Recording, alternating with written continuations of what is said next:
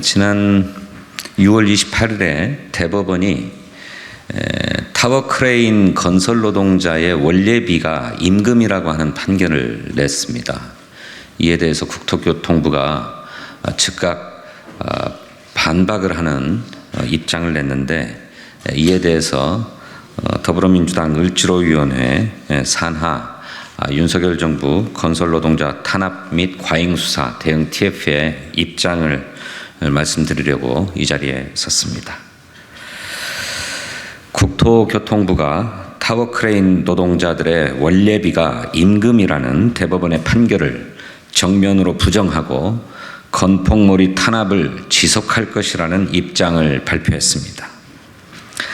국토교통부는 법원이 원래비를 임금으로 판단한 바 없다는 주장을 반복했습니다.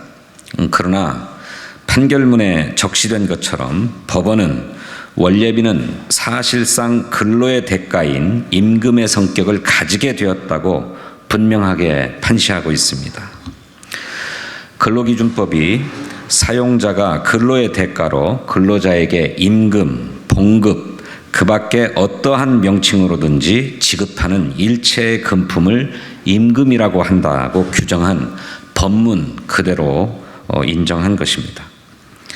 국토교통부가 판결문을 보지 못했을 리 없음에도 불구하고 거짓 주장을 담은 보도자료를 배포한 데 대해서 반드시 책임을 지게 될 것이라 이렇게 생각합니다.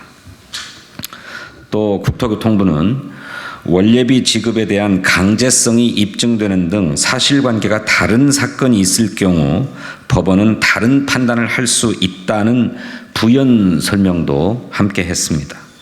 그러나 이 같은 주장은 가정적인 주장에 불과합니다.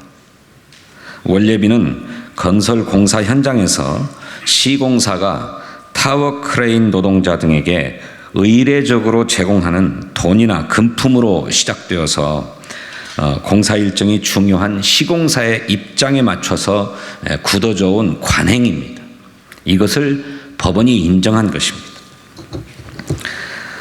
또 국토교통부는 대법원 심리 불속행 기각은 타워크레인 원래비가 임금이라고 판단한 것이 아니며 구체적 심리에 나아가지 않은 것이다 이렇게 주장했습니다.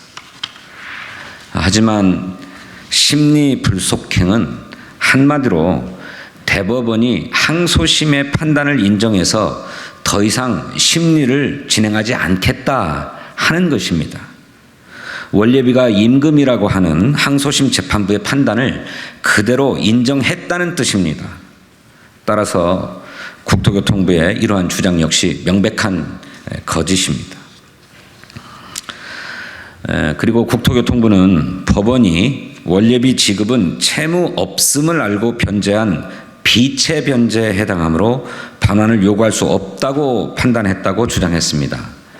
다시 말하면 임금은 채권 채무 관계에서 발생하는 것이므로 비채 변제가 아니지만 원래비는 비채 변제라고 했기 때문에 임금이 아니다라고 국토교통부가 주장하는 것입니다.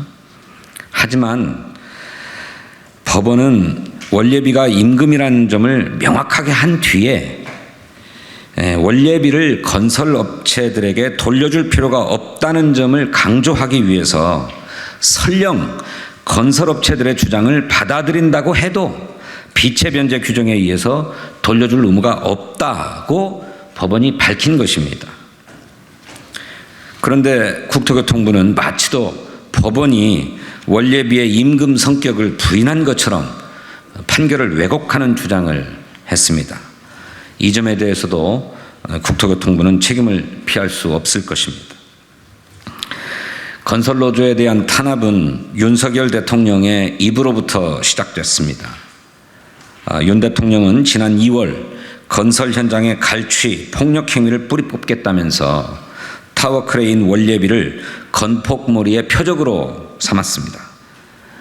그러한 결과로 노동자가 자신의 몸에 불을 질렀고 현재는 노동자 총파업이 예고되는 등 노정 간의 갈등이 극단으로 치닫고 있습니다. 건설노조 탄압의 빌미가 되었던 원래비에 대한 사법부의 판단이 분명하게 내려졌음에도 국토교통부는 원리비 갈취를 근절하기 위해서 계속 노력하겠다고 합니다. 경찰도 건설노조에 대한 수사를 계속하겠다고 합니다.